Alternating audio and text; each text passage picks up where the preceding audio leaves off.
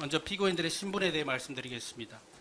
이 사건 무렵이었던 2023년 7월경 피고인 윤석열은 대통령, 피고인 조태용은 국가안보실장, 피고인 이종섭은 국방부 장관, 피고인 신범철은 국방차관, 피고인 유재은은 법무관리관, 피고인 박진희는 군사보좌관, 피고인 김동혁은 국방부 검찰단장, 피고인 김계환은 해병대 사령관으로 각각 재직하였습니다.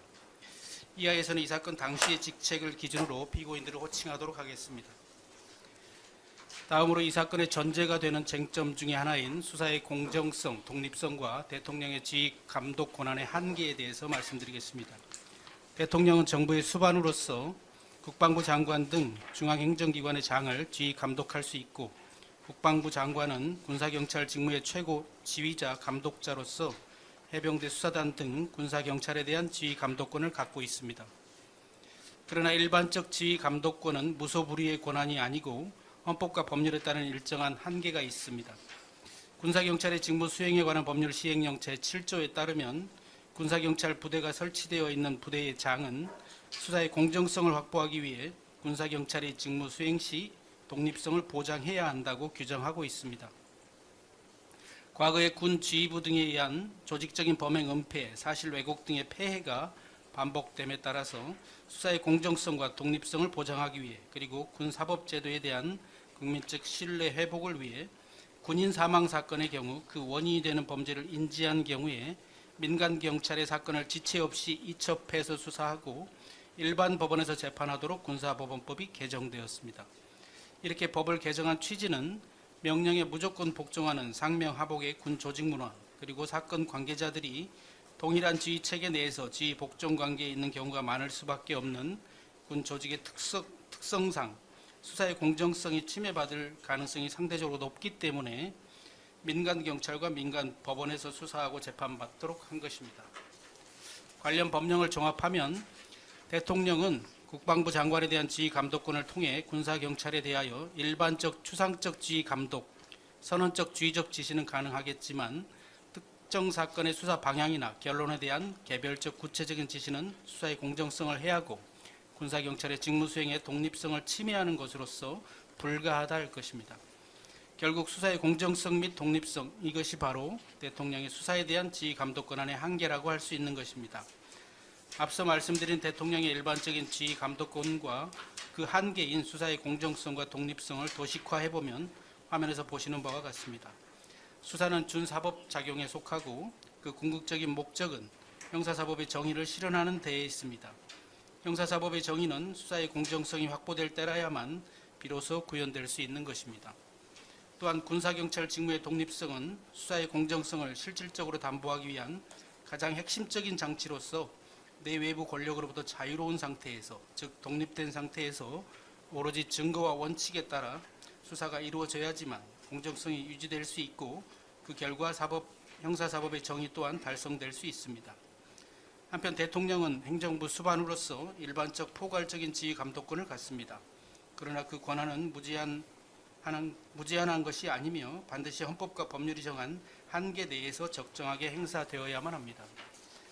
그런데 대통령이 구체적 사건에서 수사 방향이나 결론에 개입하는 방식으로 지휘 감독권을 행사하는 경우 증거와 원칙에 따른 공정한 수사가 아니라 특정인 또는 특정 집단의 편을 드는 결과를 초래할 수 있고 결국 수사가 왜곡되고 독립성과 공정성은 정면으로 훼손되고 형사사법의 정의 또한 실현될 수 없게 됩니다. 따라서 구체적 사건에 개입하는 방식의 대통령의 직무 권한의 행사는 일반적 지휘 감독권의 한계를 넘어선 것으로서 직권남용으로 평가될 소지가 충분한 것입니다.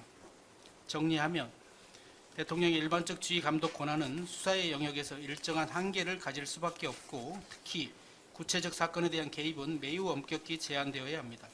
그럼에도 이러한 한계를 넘어 대통령이 구체적 사건에 직접 개입하는 방식으로 직무 권한을 행사한다면 이는 그 자체로 수사의 독립성과 공정성을 훼손하는 것으로서 직권남용을 의심할 만한 중요한 표지라고 할 수 있습니다. 네, 박영검사 천대원입니다. 다음으로 이 사건 공소사실의 배경사실을 말씀드리겠습니다. 본건은 2023년 7월 19일 최혜병 사망 사건이 발생한 이후부터 2023년 8월 2일 이첩 시도 사이의 배경 사실과 7월 31일 윤석열 대통령의 경로 및 지시에 따른 8월 2일경 기록 회수부터 항명 수사에 이르기까지 일련의 직권남용 등 범죄 사실로 구분됩니다. 배경 사실에 대해 좀 더 상세히 말씀드리겠습니다. 해병대 수사단은 최해병 사망 경위에 대한 초동 수사에 착수하였고 7월 30일 이종섭 장관은 김규환 사령관과 해병대 수사단장 박정훈으로부터 수사 결과를 보고받고 이를 결재하였습니다. 그러나 7월 31일 대통령 주재 수석 비서관 회의에서 최해병 사망 사건의 언론 브리핑 자료에 의한 수사 결과를 보고받은 윤석열 대통령은 이첩 대상에 사단장이 포함된 것을 확인하자 이에 경로하며 이종섭 장관에게 전화하여 관련 지시를 하달하였고, 이에 따라 이종섭 장관은 해병대 사령부에 이첩 보류 및 언론 브리핑 취소 등 지시를 내렸습니다. 그러나 김규환 사령관은 언론 브리핑 취소 등으로 인해 그 배경에 대한 추측이 난무하자 박정훈 단장에게 이첩 보류 지시를 내리지 않았고, 해병대 수사단은 관련 법령에 의거하여 예정대로 8월 2일 경북경찰청에 최해병 사망 사건의 이첩을 시도하였습니다. 해병대 수사단이 기록을 가지고 경북청에 도착하는 등 이첩 단계에 이르자 김기환 사령관은 그제서야 급히 이종섭 장관에게 이첩 시도 상황을 보고하였고, 보고를 받은 이종섭 장관은 7월 31일에 있었던 윤석열 대통령 경로에 따른 지시 이행을 위해 신범철 차관 등 나머지 피고인들에게 기록 회수, 사건 이관, 수사 결과 변경 등 일련의 범죄를 지시하고 그 경과를 윤석열 대통령에게 보고하는 등 일련의 범행에 이르게 된 것입니다. 먼저 배경 사실 중 이종섭 장관은 사건 이첩 승인 결재부터 살펴보겠습니다. 박정훈 단장은 7월 28일 김기환 사령관에게 사단장과 여단장, 대대장 2명 등 총 8명을 경찰에 이첩하겠다는 취지의 수사 결과를 보고하여 결재를 받았고, 7월 31일 10시경 이종호 해군 참모총장, 같은 날 16시 30분경 이종섭 장관에게 각각 같은 취지의 수사 결과를 보고하고 결재를 받았습니다.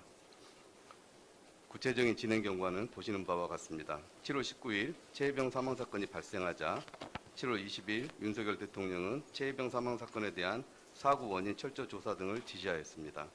이에 따라 해병대 수사단은 7월 20일부터 7월 27일까지 수사를 진행하여 해병대 1사단장 임성근 등 8명을 피혐의자로 특정하였고, 경북청은 해병대 수사단에 최해병 사망 사건 신속 이첩을 요청하기도 하였습니다. 해병대 수사단은 7월 28일 해병대 사령관 김계환, 7월 30일 해군 참모총장 이종호 및 국방부 장관 이종섭에게 임성근 사단장 등 8명을 피혐의자로 특정한 최해병 사망 사건 수사 결과 및 그 수사 결과에 대한 국회 설명과 언론 브리핑 예정을 순차로 보고하였고, 김기환 사령관, 이종호 참모총장, 이종섭 장관은 각각 이를 승인하였습니다. 한편 7월 31일 임기훈 국방비서관은 해병대 수사단은 최해병 사망 사건 언론 브리핑 자료를 확보하여 조태용 안보실장에게 보고한 다음 조태용 안보실장의 지시로 당일 예정된 대통령 주재 수석 비서관 회의에서 윤석열 대통령에게 해당 언론 브리핑 자료의 내용을 보고하기로 결정하였습니다. 배경 사실 중 두 번째 내용으로 피고인 윤석열의 경로에 대해서 말씀드리겠습니다. 7월 31일 개최된 대통령 주재 수석 비서관 회의에서 조태용 안보실장 및 임기훈 비서관은 윤석열 대통령에게 앞서 말한 언론 브리핑 자료를 활용하여 해병대 수사단이 사단장을 포함하여 총 8명을 경찰에 이첩할 예정이라는 취지의 최해병 사망 사건 수사 결과와 같은 내용의 언론 브리핑 등 예정 사실을 보고하였는데, 이를 보고받은 윤석열 대통령은 경로하면서 곧바로 대통령 집무실 전화로 이종섭 장관에게 전화를 하였습니다. 경로 당시의 발언 내용을 살펴보면 7월 31일 11시 34분경 윤석열 대통령은 이런 일로 사단장까지 처벌하면 대한민국에서 누가 사단장을 할 수 있겠느냐라고 하면서 화를 내었고, 그 직후인 같은 날 11시 54분경 이종섭 장관에게 전화를 걸어 군에서 이런 사고가 날 때마다 말단 하급자부터 고위 지휘관까지 줄줄이 엮어서 처벌하면 어떻게 되느냐, 내가 누차 여러 번 이야기하지 않았느냐라고 강하게 질책하는 등 구체적 사건에 대해서 특정인을 제외하라는 취지로 지시하였습니다. 이는 결국 임성근 사단장 등을 피혐의자에서 제외하라는 취지의 지시였고, 이는 일반적 지휘 방법 측면에서 적정하지 않을 뿐 아니라 특정인 내지 특정 집단의 이익을 위하여 수사의 방향이나 결론에 개입하는 행위로서 수사의 공정성과 독립성 부분에서 살펴본 바와 같이 대통령의 위법 부당한 지휘권 행사라고 할 것입니다.